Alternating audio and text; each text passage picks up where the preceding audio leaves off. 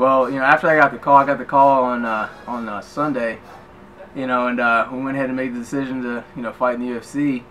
And like right after that, it was like, I can't even explain, like just a whirlwind of, just like stuff started to happen. Like we had to get the medicals done, we had to get all the paperwork filled out, and then, like the first like 4 days, I'm doing like medicals and paperwork. I had to do, MRI and all that stuff, and it was just a lot of paperwork. And on top of that, I still had to do my training, to get my weight down, because I was probably about 196, leading up. It was a good weight, but I was still a little heavy, so I had to to train my cardio. I was like dieting, to get my weight down, and all on top of all that, just getting the paperwork and stuff filled out. And then I was had a couple of interviews I had to do, whatever. But we had to be smart too, because like I wanted to do some MMA rounds just to see where I was at, but we couldn't even really do that because we didn't want to take the chance of getting just a stupid injury, like tweaking an ankle or getting cut or anything like that. So we had to be really smart on the way we were training, and a tribute to Coach Safe, just telling me everything I needed to do to train as safely as possible. But I got everything done. I got my medicals finished, and I left out on the Tuesday leading up to the fight. The fight was on Saturday, so I honestly only had like a week to get ready, for everything. So the UFC flew me out to Chicago on Tuesday. We got there. They had like the UFC the greeting service, where it was this one lady. She was there, and she told me where I needed to go. I got the limo together. Went to the hotel, checked in, went to the UFC production room, and honestly, that was a cool experience too, because I had Sean Jordan up there. Like he had a couple fights in UFC, and Donald Cerrone was in there, and John Dodson, and there's a couple other fighters in there too. But it was just really cool because I'd never fought in the UFC before, and only seeing guys that you see on TV, it was a really wild experience, because they've got us signing the UFC poster. I'm sitting there signing it. There's Donald Cerrone, John Dodson, Sean Jordan, and Vladimir Matyashenko was in there too. We were all signing the poster, and I'm like, there was a moment I was like, are you supposed to be here for real? Because it's I know I'm supposed to be there, but it's it was I can't really explain how I felt, but Cerrone and them, they were all real cool, and it's kind of just real inviting and stuff like that. Everybody from the UFC just take good care of you, and it was just it was a really cool experience, man. The whole thing of being there. One cool thing about the UFC, they have the guy back there, what's his name, Burt Watson. He's just on top of everything. He's an older dude, but he has got the most energy. And so as soon as you get there, in the UFC, it's so unscheduled with everything they have going on. It's all right, first fight, is this time, or doors open this time, first fight's this time, second fight, boom, boom, boom. It's just it's a schedule. It's they don't miss anything. So you get there, you get your hands wrapped. They have somebody scheduled to wrap your hands at a certain time. Wrap your hands, glove up, you're out the door. And Burt, he just he just fires you up. And I felt right at home. I was nervous. Always gonna get nervous. My adrenaline was going, but I didn't get an opportunity to go out and see the cage or feel the cage or nothing like that. I was just ready to go. But I walk out to the cage. I just felt right at home, and I like to look at my opponent as they're walking out too. I was in first, and I was looking at Rafael, and he was game. He was really game. He didn't shy away. He looked right at me the whole time. But from the bell, I already had in my mind that I was not gonna I wasn't gonna cower at all. I was gonna come right at him. I knew he was a bigger fighter. He's had 5 fights at middleweight. That's his normal weight class. But I was I'm gonna come right at him. And just me doing that, I think I earned his respect right off the bat. But I felt really good on my feet. I felt smooth. But up until like when he poked me in the eye, I kind of I saw he had his hands open, so I was like a little hesitant to come inside the way I wanted to. But like when I got poked in the eye, like it kind of changed, like it changed the aspect of the fight, because sometimes you see people get poked. I've never been poked in the eye before like that, but like sometimes you see like a fighter get poked in the eye, you're like, oh man, just go, just keep going. You can't, like that's an injury, But I tried to like just blow it off like it wasn't anything, but like I had to really recover. It was like everything was blurry until probably like 2 minutes into the second round. But the doctors, they took me over to the side. They were looking to see if anything was wrong, and they told me, they were like, they asked me, do you want to continue? Like, so I know it was pretty bad. I don't know if there's a cut on mine now, but they asked me, do you want to continue? I said, yeah, of course. So went on with the fight. And I think I saw in his eyes like he knew that I poked like messed with me. So I think he he started coming at me a little bit harder. But I feel like I won the first round. He took me down toward the end of the first round, and I think after that he felt that he was stronger. So into the second round, that was the strategy to get inside and take me down. But he was game. He was strong.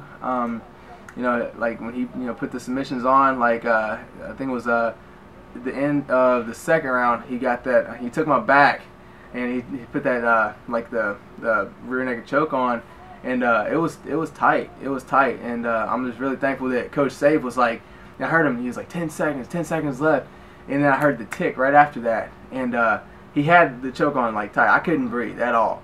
But I was just like, I'm just gonna hold on. Hold on until the end of the round, and so I can come back and hopefully get the KO the third round. So I knew I earned a lot of respect from the crowd just off of that.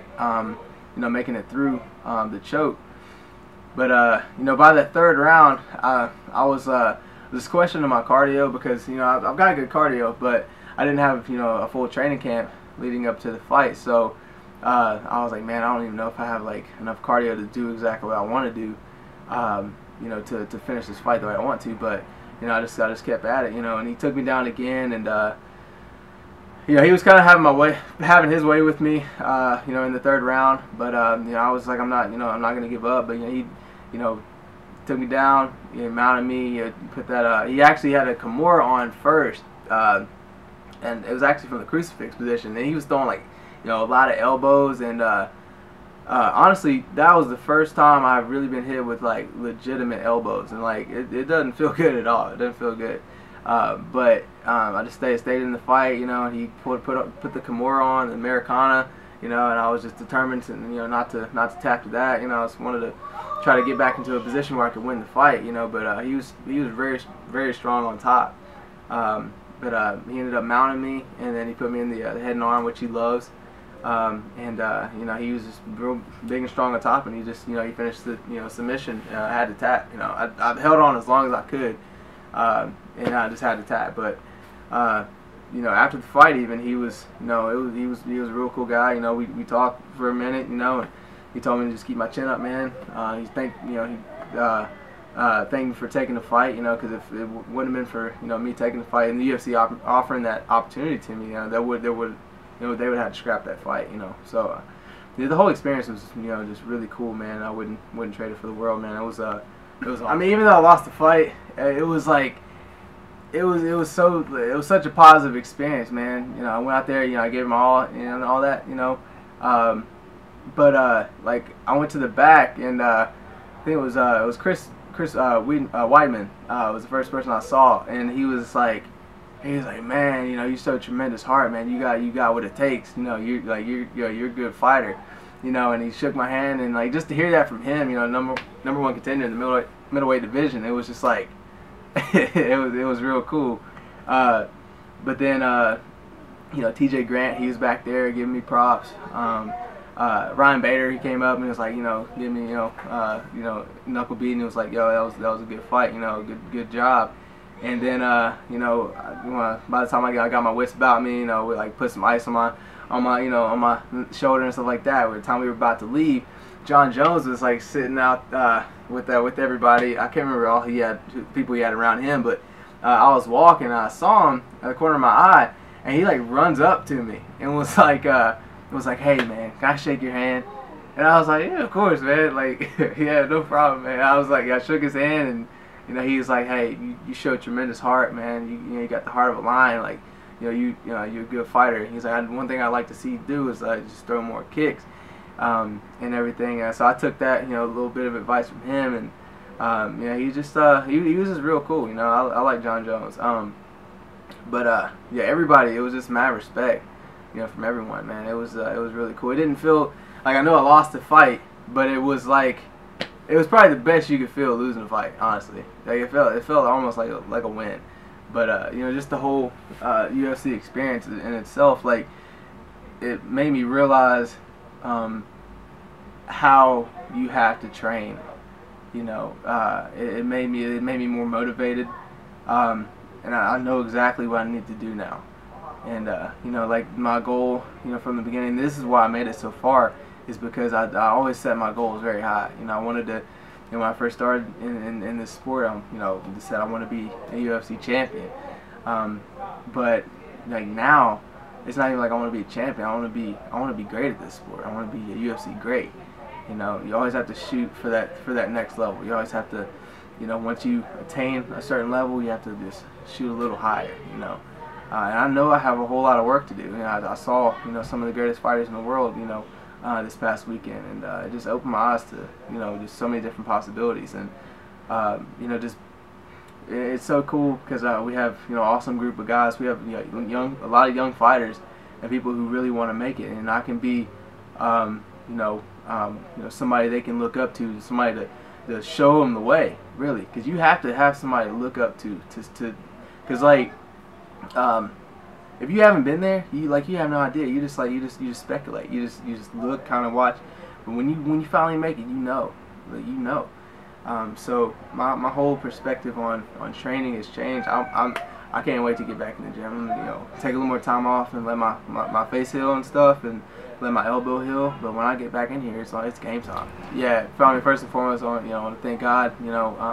The Most High. Just forgive me the strength and the ability to do this, and just having the mindset, the overall mindset to continue in my pursuit in the sport, because it's a tough sport, and you have to have a very, very strong mind to compete at this level, especially.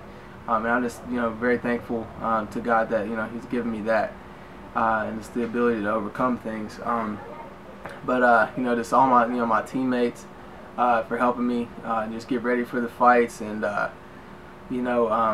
Coach Safe, for being there, spending time away from his family, to help me get better at what I want to do. Yeah, and also too, I want to thank my wrestling coach, Coach David Bertolino, for taking time away from his job and his family, to come out and support me in my fight.